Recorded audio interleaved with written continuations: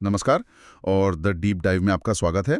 पिछले हफ्ते मैंने अपनी टू डू लिस्ट देखी और उसमें कोई 27 आइटम थे। 27? हाँ, और सच कहूँ तो दिन के आखिर में मैंने शायद 5-6 काम किए होंगे, लेकिन वो एहसास नहीं था कि कुछ ढंग से पूरा हुआ हो। बस एक अजीब सी बेचैनी थी कि भागा तो बहुत पर पहुंचा कहीं नहीं। मुझे लगता है ये आज हम में से ज्यादातर लोगों की कहानी है। बिल्कुल है। यही वजह है कि जब हमारे पास गैरी केलर और जे पापासन की किताब द वन थिंग के ये नोट्स आए तो मैं इसे समझने के लिए बहुत उत्सुक था। ये किताब एक बहुत बड़ा वादा करती है। हाँ, कि कम करके ज्यादा पाया जा सकता है। एग्जैक्टली। और आज की इस भागदौड़ भरी दुनिया में ये एक क्रांतिकारी विचार जैसा लगता है। तो आज हमारा मिशन सिर्फ इस किताब के सिद्धांतों को समझना नहीं है, बल्कि उस खोए हुए फोकस को वापस पाने का एक नक्शा खोजना है।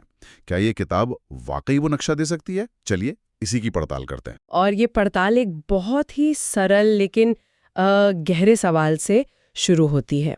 ये सवाल ही इस पूरी किताब की आत्मा है, कह सकते हैं। अच्छा। सवाल है, वो कौन सी एक चीज है जिसे करने से बाकी सब कुछ या तो आसान हो जाएगा या अनावश्यक। ये सवाल सिर्फ प्लानिंग के लिए नहीं है, ये आपकी पूरी सोच को बदलने के लिए है। ये हमें हजारों कामों के शोर से निकालकर उस एक काम की शांति तक ले जाने का रास्ता दिखाता है जो सबसे ज्यादा मायने रखता है। ठीक है, तो इस एक सवाल से शुरू करते हैं। किताब का जो मूल सिद्धांत है वो डोमिनो इफेक्ट पर आधारित है। ये तो हम सब ने देखा है। हाँ, एक डोमिनो गिराओ और पूरी लाइन गिर जाती है। हाँ, लेकिन जो दिलचस्प बात इन सोर्सेज में बताई गई है वो ये है कि हर डोमिनो अपने से 1.5 गुना बड़ी डोमिनो को गिराने की ताकत रखता है। बिल्कुल, और यही इस विचार की असली शक्ति है। इसका मतलब है कि अगर आप शुरुआत सही करते हैं तो आपकी तरक्की सीधी रेखा में नहीं बल्कि एक्सपोनेंशियली होती है। किताब का तर्क है कि असाधारण सफलता को एक बहुत बड़ा मुश्किल काम करने से नहीं मिलती। अच्छा। वो मिलती है सही पहले डोमिनो को चुनने और उसे गिराने से, फिर अगला, फिर उससे अगला। ये सफलता को एक मैराथन की तरह नहीं बल्कि एक के बाद एक स्प्रिंट की एक सीरीज की तरह देखती है। आपका वन थिंग बस वो पहला सबसे जरूरी डोमिनो है।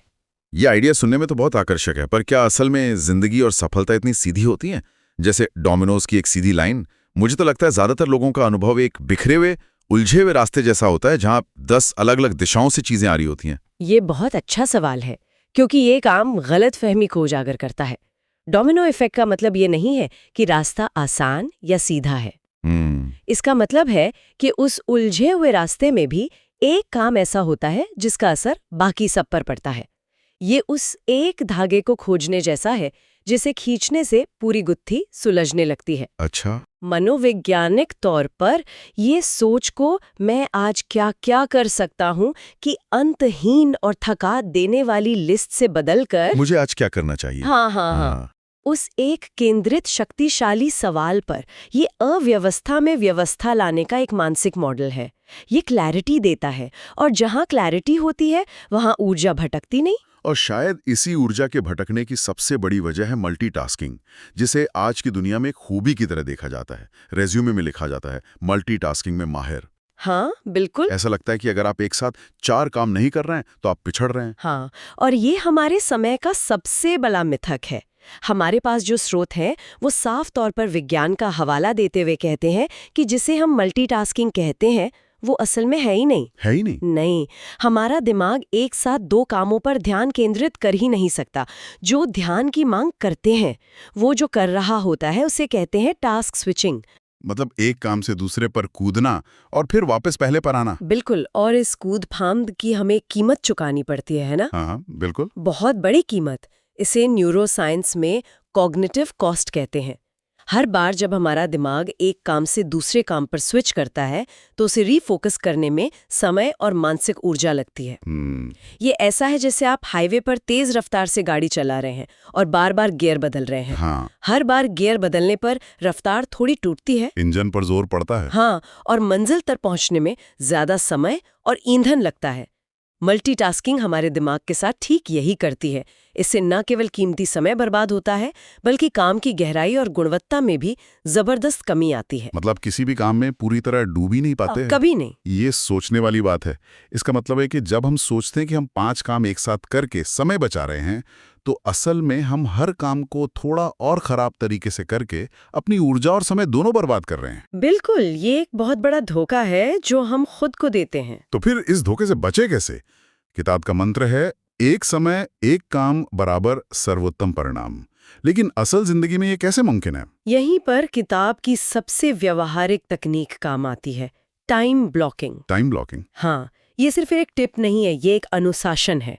इसका मतलब है हर दिन बिना किसी समझौते के अपने सबसे जरूरी एक काम के लिए एक निश्चित समय, मान लीजिए 3 से 4 घंटे, अलग रखना। ये सुनने में बहुत अच्छा लगता है कि बस एक चीज पर फोकस करो, लेकिन असल जिंदगी ऐसी नहीं होती। मैनेजर 10 काम एक साथ चाहता है, घर पर अलग जिम्मेदारियां हैं, फोन लगातार बज रहा है। ऐसे में सिर्फ एक चीज के लिए 4 घंटे निकालना तो लगभग नामुमकिन लगता है। किताब इस चुनौती से कैसे निपटती है? वो इस चुनौती को सीधे तौर पर स्वीकार करती है। किताब कहती है कि टाइम ब्लॉकिंग का मतलब सिर्फ कैलेंडर में एक अपॉइंटमेंट बनाना नहीं है। तो फिर क्या है? इसका मतलब है उस समय को एक किले की तरह बचाना।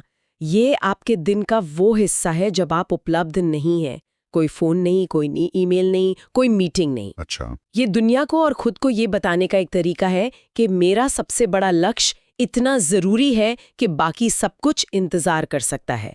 शुरुआत में ये मुश्किल लगता है, लेकिन जब आप इसे करने लगते हैं तो आप दूसरों को भी अपनी प्राथमिकताओं का सम्मान करने के लिए ट्रेन करते हैं। ये मैस टाइम मैनेजमेंट नहीं है, ये प्रायोरिटी मैनेजमेंट है। बिल्कुल, आप अपने सबसे जरूरी काम के लिए अपॉइंटमेंट ले रहे हैं और उसे छोड़ नहीं सकते। यानी अपने सबसे जरूरी काम को भी उतनी ही गंभीरता से लेना जितनी गंभीरता से हम किसी बॉस या क्लाइंट की मीटिंग को लेते हैं।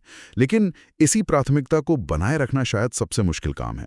हमारे स्रोत बताते हैं कि कुछ आदतें हैं जिन्हें वो उत्पादकता के 4 चोर कहते हैं, जो चुपके से हमारी सबसे जरूरी प्राथमिकता को ही चुरा ले जाते हैं। ये कौन है? हाँ, ये 4 चोर हमारे फोकस के सिस्टम में चुपके से घुसने वाले वायरस की तरह हैं। पहला चोर है लक्ष्य या विजन का न होना। अगर आपको यही नहीं पता कि आप जा कहाँ रहे हैं, यानी आपका बड़ा डोमिनो कौन सा है, तो आप हर रोज कौन सा छोटा डोमिनो गिराएंगे, ये कैसे तय करेंगे? बिना लक्ष्य के वन थिंग का सवाल ही बेमानी है। आप बस भटकते रहते हैं। और दूसरा चोर तो शायद हम सबसे जुड़ा है, ना कहने में असमर्थता। कोई दोस्त मदद मांगता है, कोई सहकर्मी एक और काम दे देता है और हम मना नहीं कर पाते। और हमें लगता है कि हम मददगार बन रहे हैं, लेकिन असल में क्या हो रहा है? असल में हम अपने सबसे जरूरी काम को ना कह रहे होते हैं। बिल्कुल, हर बार जब आप किसी कम महत्वपूर्ण चीज को हाँ कहते हैं तो आप अनजाने में अपनी वन थिंग को ना कह रहे होते हैं। आपका समय और ऊर्जा सीमित है। ना कहना स्वार्थी होना नहीं है, ये अपनी सबसे बड़ी जिम्मेदारी के प्रति अनुशासित होना है। ये बहुत शक्तिशाली विचार है। और तीसरा चोर है खराब स्वास्थ्य आदतें।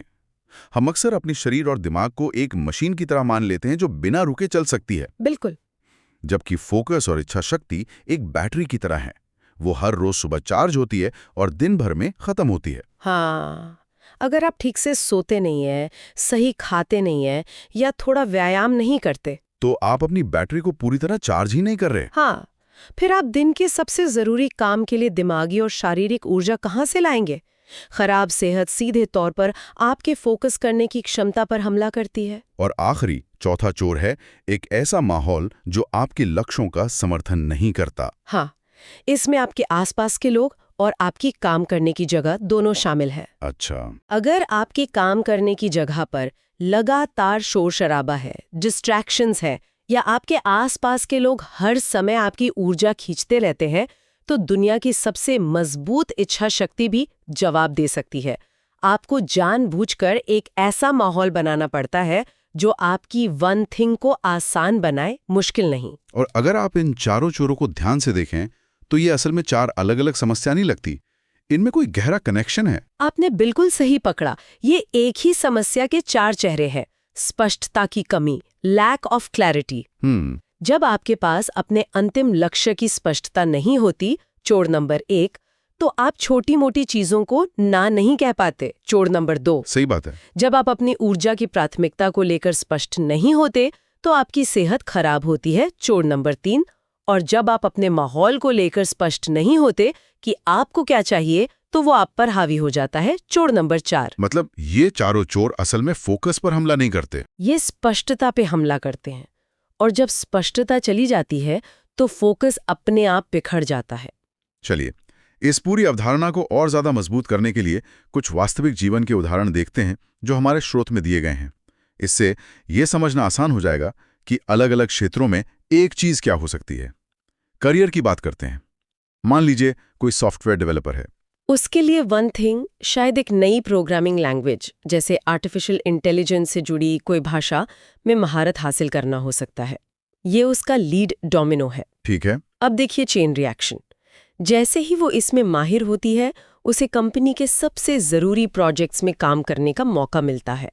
ये हुआ दूसरा डोमिनो। इससे उसकी विजिबिलिटी बढ़ती है और प्रमोशन के रास्ते खुलते हैं। तीसरा डोमिनो। बिल्कुल, उसकी मार्केट वैल्यू बढ़ जाती है और उसे बेहतर सैलरी मिल सकती है। चौथा डोमिनो, एक स्किल ने उसके करियर की पूरी दिशा बदल दी। ये बहुत अच्छा उदाहरण है। इसी तरह किसी सेल्स पर्सन के लिए वन थिंग शायद हर हफ्ते 10 नए संभावित क्लाइंट्स को कोल्ड कॉल करना हो सकता है। हाँ, ये एक आदत है, लेकिन ये एक डोमिनो है। या स्वास्थ्य की बात करें, जहां हम अक्सर बहुत बड़े-बड़े लक्ष्य बना लेते हैं और फिर कुछ नहीं कर पाते। बिल्कुल, स्वास्थ्य में वन थिंग बहुत छोटी और सरल हो सकती है, जैसे रोज सुबह उठकर सिर्फ 15 मिनट टहलना। बस 15 मिनट। हाँ, ये सुनने में बहुत कम लगता है, लेकिन होता क्या है, जब आप सुबह टहलते हैं तो आपको ताज़ी हवा मिलती है और आपका मूड बेहतर होता है। ये पहला डोमिनो है। अच्छा। फिर शायद आप सोचते हैं कि जब इतनी मेहनत की है तो नाश्ते में कुछ हेल्दी खाया जाए। दूसरा डोमिनो, दिन भर ऊर्जा ज्यादा रहती है तो काम बेहतर होता है। तीसरा डोमिनो, रात को नींद अच्छी आती है। चौथा डोमिनो, मतलब वो 15 मिनट की सैर आपके पूरे दिन की सेहत की लय तय कर देती है। सही पकड़ा। और रिश्तों में भी तो यही लागू होता होगा। शायद परिवार के साथ रोज रात को खाने की मेज पर 15 मिनट बिना किसी फोन या टीवी के बात करना। बिल्कुल, ये छोटी सी आदत कम्युनिकेशन, जुड़ाव और समझ को कहां से कहां ले जा सकती है। तो आपने सार पकड़ लिया। हाँ, इन सभी उदाहरणों में पैटर्न एक ही है। जीवन के हर महत्वपूर्ण क्षेत्र में उस लीड डोमिनो की पहचान करना। वो एक काम, वो एक आदत, वो एक स्किल जिसे करने से सकारात्मक बदलावों की एक पूरी श्रृंखला अपने आप शुरू हो जाती है। ये उस सबसे शक्तिशाली एक्शन पॉइंट को खोजने के बारे में है, न कि 100 अलग-अलग चीजें करने के बारे में। बिल्कुल। तो आज की हमारी इस पूरी चर्चा का सार यही निकलता है।